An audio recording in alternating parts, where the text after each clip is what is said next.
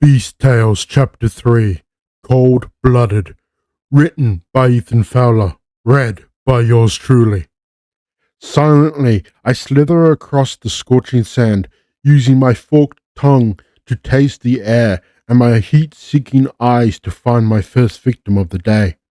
My tongue begins to tingle, and my mouth begins to water as I pick up the trail of the desert rat, one of my favorite targets.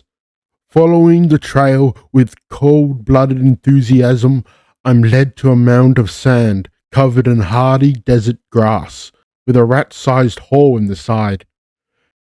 Knowing this prey well, I find each of the many escape holes for the best way to enter before making my choice of the deepest one.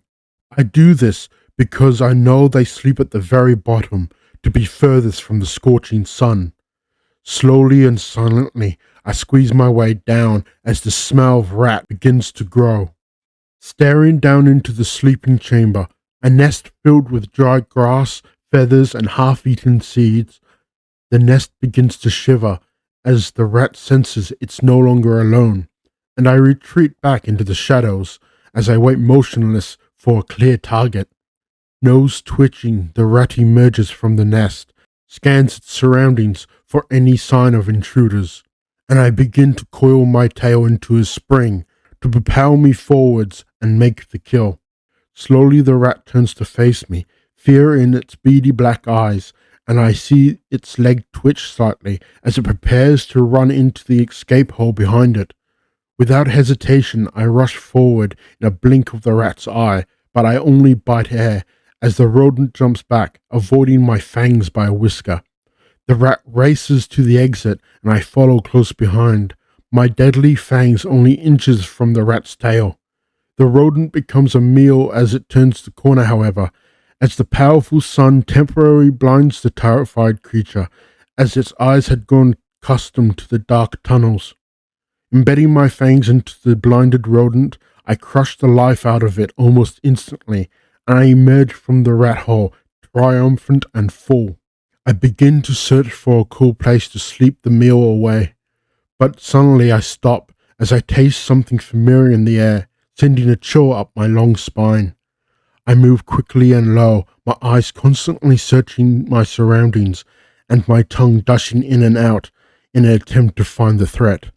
I freeze as the sound of chirping and barking can be heard behind me. Turning to face the noise, I see two large mongoose on a mound of sand looking directly at me.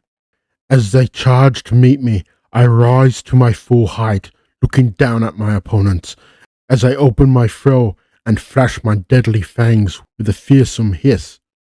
The smaller of the two backs away at this, keeping its distance. The other, however, doesn't hesitate and jumps into battle with a fearsome growl, dodging and weaving as we exchange blows. Striking from above, I try my best to leave no openings, but I'm slowed by the rat, who still lay heavy in my stomach. Slowly the smaller mongoose joins the fight, snapping at my tail, but he was a novice in combat, and I easily find an opening in his guard, and I strike without mercy, embedding my fangs in the back of its head. Witnessing the death of his ally, the bigger of the two charges forwards with a scream and bites down hard on my neck. We begin to wrestle as I try in vain to crush him under my own weight and take him with me in death.